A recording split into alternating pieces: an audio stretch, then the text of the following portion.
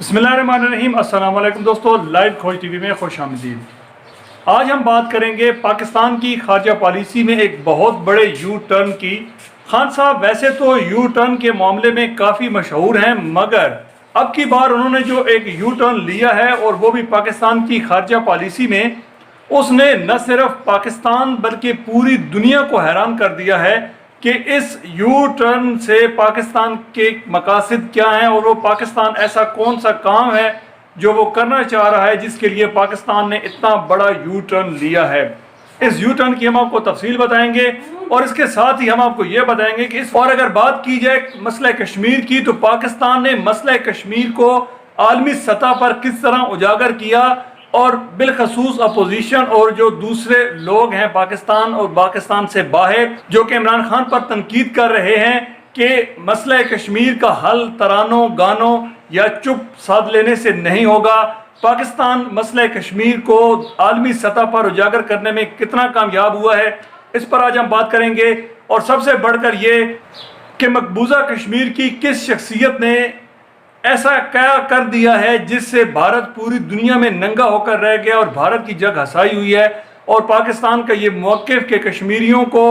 तंग किया जा रहा है और कश्मीरियों पर अरसे हयात जो है वो तंग कर दी गई है, कश्मीरियों पर जुल्म हो रहा है और कश्मीरियों को इंसानी बुनियादी हकूक़ से महरूम किया जा रहा है, उस नज़रिए और उस बयानिए की जीत हुई है। इस पर हम तफसील से बात करेंगे, मगर इससे कबल आपसे गुजारिश है कि अगर आपने अभी तक हमारा चैनल लाइव खोज टीवी सब्सक्राइब नहीं किया तो अभी स्क्रीन के नीचे नज़र आने वाला सब्सक्राइब का बटन दबाएं और साथ ही बेल आइकन भी दबा दें ताकि आपको हमारी आने वाली हर वीडियो का पता चल सके। जी तो दोस्तों, हम बात कर रहे थे पाकिस्तान की खारजा पॉलिसी में एक बहुत बड़ा यू टर्न आया है। पाकिस्तान की खारजा पॉलिसी बिलखसूस अगर पिछली हुकूमत के साथ हम मवाजना करें तो खारजा पॉलिसी में एक ठहराव सा था, चूँकि नवाज शरीफ ने कुल वक्ती वजीर खारजा भी नहीं रखा हुआ था, मुशीर से वो काम चला रहे थे और मुख्तलिफ आलमी और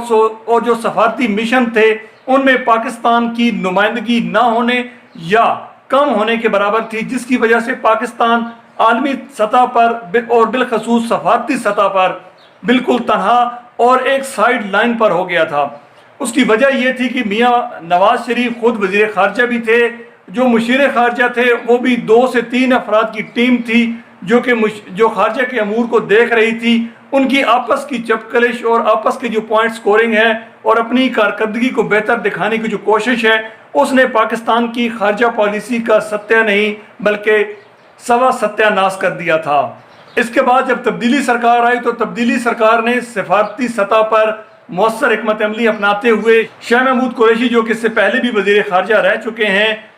उनको वजारत खारजा की जिम्मेदारी सौंपी और उन्होंने आते साथ ही पाकिस्तान का जो सफारती मुहाज है उसको बड़ी अच्छी तरीके से दिफा किया और पाकिस्तान को मुख्तलिफ सफारती मैदानों में कामयाबियाँ दिलवाईं। हालिया यू टर्न इसी एक कामयाबी के साथ मुंसलिक है। वो यू टर्न ये है कि पाकिस्तान ने सऊदी अरब को वाज़ह कर दिया है कि अगर वो मसला कश्मीर पर पाकिस्तान की हमायत खुलकर नहीं करेगा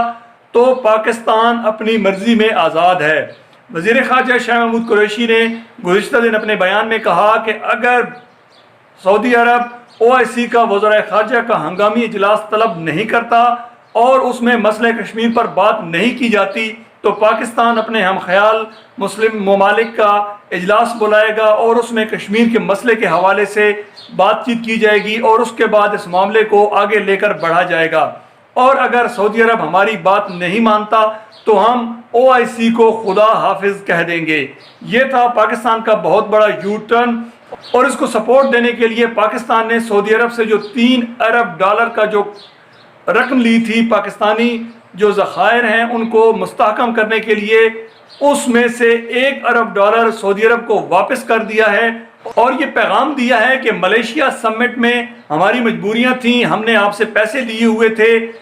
तो आपके कहने पर हमने उस समिट में शिरकत नहीं की और एक मुस्लिम ब्लॉक जो कि मुसलमानों की एक ताकत बनकर उभरता, उसका जो ख्वाब था वो चकनाचूर हो गया। मगर पाकिस्तान के दिल आज भी मुस्लिम उम्मा की यूनिटी और मुस्लिम उम्मा की ताकत के साथ धड़कते हैं। आज भी पाकिस्तान ये चाहता है कि तमाम मुसलमान ममालिक एक मौसर ताकत बनकर उभरें जिससे न सिर्फ غیر مسلم طاقتوں اور مسلم طاقتوں کے اندرونی خلفشار کو ختم کیا جا سکے اور جو غریب اسلامی ملک ہیں ان کا سہارا بنا جا سکے۔ اس حوالے سے پاکستان کے یہ دو اقدام خارجہ پالیسی میں واضح یو ٹرن ہے۔ پاکستان کی شروع سے خارجہ پالیسی اگر دیکھیں تو سعودی نواز رہی ہے۔ اسرائیل کے ساتھ جو تعلقات کی خرابی اور پاکستانی پاسپورٹ میں یہ درج کہ اسرائیل کے سوا یہ پاسپورٹ دنیا کے ہر ملک کے لیے کارآمد ہے، صرف اور صرف سعودی عرب کی وجہ سے ہی لکھا گیا، کیونکہ سعودی عرب اور اسرائیل کی آپس میں نہیں بنتی تھی۔ مگر ابھی بدلتے حالات کے ساتھ سعودی عرب اور اسرائیل ایک پیج پر آ گئے ہیں، مگر پاکستان اپنے اصولی موقف پر آج بھی قائم ہے کہ اسرائیل فلسطین سمیت کئی مسلم ممالک کا دشمن اور ان میں جارحیت کا مرتکب ہو چکا ہے۔ اس کی وجہ سے نہ ہم اسرائیل کو تسلیم کریں گے اور نہ ہی کسی ایسے ملک کی حمایت کریں گے یا ایسے ایجنڈے کی حمایت کریں گے جس سے اسرائیل کو فائدہ ہو۔ اس ساری صورتحال میں اگر دیکھا جائے تو پاکستان اس وقت کشمیر کے حل کے لیے بڑی جامع حکمت عملی اور مؤثر خارجہ پالیسی کے ذریعے آگے بڑھ رہا ہے۔ یہاں پر خوشائند بات یہ ہے کہ سلامتی کونسل کے 14 ممبران کا ان کیمرہ اجلاس میں جو مستقل ممبر چین نے نہ صرف بھارت کے اس موقف کو رد کر دیا کہ کشمیر ہمارا اندرونی معاملہ ہے، بلکہ وہیں پر سلامتی کونسل پر اس بات پر زور بھی دیا کہ کشمیر کا مسئلہ سلامتی کونسل کی قراردادوں کے مطابق اور کشمیری عوام کی امنگوں کے مطابق حل کرایا جائے، اور اس پر زور دیا۔ اور مزے کی بات یہ ہے کہ اس سال کے 8 مہینوں میں 6 دفعہ کشمیر کا معاملہ سلامتی کونسل میں ڈسکس ہو چکا ہے۔ یہ وہ یو ٹرن ہے جو خان کی حکومت نے خارجہ پالیسی میں لیا ہے۔ بات یہیں پر نہیں رکتی۔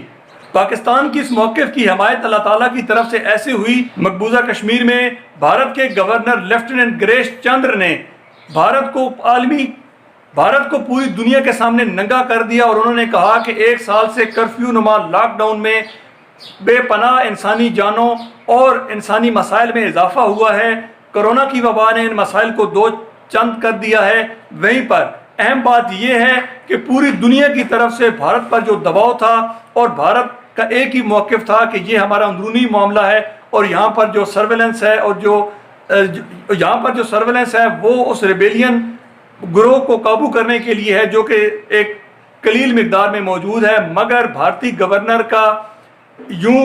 بیان اور بھارتی حکومت کو انتباہ کرنا اور اس کے بعد احتجاجاً مستعفی ہو جانا پاکستان کے بیانیے کی نہ صرف جیت ہے بلکہ کشمیریوں پر 1 سال سے جاری ظلم کے خلاف ایک ایسا ثبوت ہے جس کی تردید کے لیے بھارت کے پاس کوئی ثبوت نہیں۔ وہیں پر گریش چندر موریہ نے یہ بھی کہا ہے کہ مقبوضہ کشمیر کی حالت اس وقت انتہائی ناگفتہ بے ہو چکی ہے، انسانی حقوق کی خلاف ورزیاں عروج پر ہیں۔ بھارتی میڈیا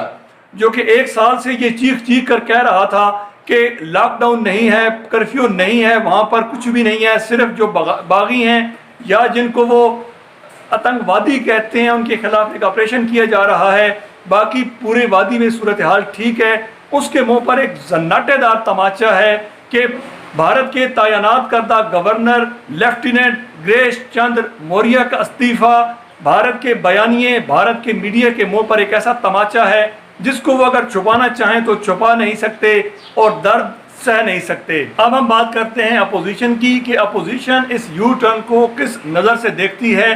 گزشتہ روز پاکستان مسلم لیگ نون کے رہنما احسن اقبال نے اس یو ٹرن کو شدید تنقید کا نشانہ بناتے ہوئے یہ کہا کہ سعودی عرب کے ساتھ نہ صرف ہمارے دوستانہ تعلقات ہیں بلکہ ایک برادر اسلامی ملک ہونے کی حیثیت سے ہمارے اس کے ساتھ دینی مراسم بھی ہیں۔ وہیں پر انہوں نے اس بات پر زور دیا کہ سعودی عرب نے ہر مشکل وقت میں پاکستان کی مدد کی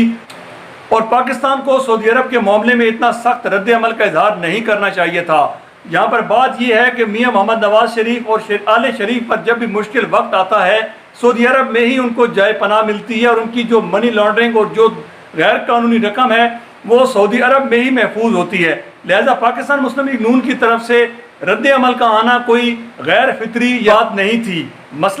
مزہ تو تب ہے کہ باقی اپوزیشن جماعتیں بھی اس کو رد کرتی۔ اب ہم آتے ہیں سعودی عرب اور مسئلہ کشمیر کی جانب۔ اگر دیکھا جائے تو سعودی عرب OIC کا سربراہ ملک ہے اور OIC میں ہونے والے تمام فیصلے سعودی عرب کی مرضی اور منشا کے مطابق ہوتے ہیں۔ بھارت آج تک نہ صرف OIC کی قراردادوں اور OIC کی ریزولوشنز کو نہ صرف مسترد کرتا آیا ہے بلکہ مذاق کے طور پر اس کو OIC، انگریزی والا OIC کہتا ہے۔ اور بات یہیں پر نہیں ٹھہری بلکہ OIC کے 46ویں اجلاس میں سعودی عرب نے بھارت کو باقاعدہ وزرائے خارجہ کی میٹنگ میں دعوت دے ڈالی، جس پر وزیر خارجہ شاہ محمود قریشی نے احتجاج بھی کیا اور کانفرنس کا بائیکاٹ بھی کیا۔ ان کے دو موقف تھے، ایک تو جاری پاک بھارت کشمیر کی اس وقت عروج پر تھی، دونوں ممالک کی فوجیں آپس میں بارڈر پر تھیں، بھارت کے طیارے پاکستانی حدود میں داخل ہوئے جس کو پاکستان نے تباہ کیا۔ اس ساری صورتحال کے باوجود ایک ایٹمی جنگ کا خطرہ سر پر منڈلا رہا تھا، اور ایسے وقت میں ایک دوست ملک کی جانب سے بھارت کو نہ صرف اپنے ملک میں بلائے جانا بلکہ ایک ایسے فورم پر بلایا جانا جہاں پر صرف اور صرف اسلامی ممالک کے نمائندہ افراد جمع تھے، ایسے میں ایک سیکولر یا ایک ہندو اسٹیٹ کے وزیر خارجہ کو وہاں پر دعوت دینا سمجھ سے بالا تر تھی۔ اس ساری صورتحال کے تناظر میں اگر دیکھا جائے تو پاکستان کی آزاد خارجہ پالیسی کی طرف یہ ایک پہلا قدم ہے۔ اللہ کرے پاکستان اپنی خارجہ پالیسی کو مزید بہتر کرتے ہوئے نہ صرف اپنے تمام اہداف حاصل کر سکے بلکہ مسئلہ کشمیر جو کہ قیام پاکستان سے لے کر آج تک پاکستان کی داخلی اور خارجی پالیسی کا مرکز رہا ہے، وہیں پاکستان کے دفاعی بجٹ میں بڑھوتری کی وجہ بھی مسئلہ کشمیر ہی ہے۔ اگر مسئلہ کشمیر حل ہو جائے تو پاکستان کا دفاع سے خرچ بھی کم ہو جائے گا، وہیں بھارت کی طرف سے جو در اندازیاں ہیں اس کی بنیادی وجہ بھی کشمیر ہی ہے۔ کشمیر کا مسئلہ حل ہونے سے پاکستان نہ صرف جنگی جنون میں مبتلا بھارت سے چھٹکارا پا لے گا بلکہ وہیں پر پاکستان کے پانی کے مسائل بھی حل ہو جائیں گے۔ سندھ طاس معاہدے کی خلاف ورزی ہو یا پاکستانی دریاؤں کا پانی روک کر ڈیم بنانے کا معاملہ ہو، سب معاملوں کی جڑیں کشمیر کے مسئلے سے جڑی ہوئی ہیں۔ کشمیر کا پاکستان میں شامل ہونے سے نہ صرف پاکستان اپنے ان مسائل سے چھٹکارا پا لے گا بلکہ ایک ایسی اسٹریٹجک ڈیپتھ حاصل کر لے گا جس کا بھارت کو انتہائی نقصان ہوگا، اور پاکستان اس کا فائدہ اٹھاتے ہوئے نہ صرف اپنے دفاعی بجٹ میں کمی بھی لا سکتا ہے۔ بھارت کی طرف سے پاکستان کو سفارتی سطح پر تنہا کرنے کا جو سلسلہ شروع کیا گیا تھا، پچھلی حکومت میں وہ عروج پر تو پہنچا مگر موجودہ حکومت نے نہ صرف اس کو روکا بلکہ بھارت کو عالمی اور سفارتی میدان میں تنہا کرنے میں کامیاب ہو گئے ہیں۔ امید ہے آپ کو ہماری ویڈیو پسند آئی ہوگی۔ اس قسم کی مزید معلوماتی دلچسپ اور تحقیقاتی ویڈیوز کے لیے دیکھتے رہیں لائیو کھوج ٹی وی۔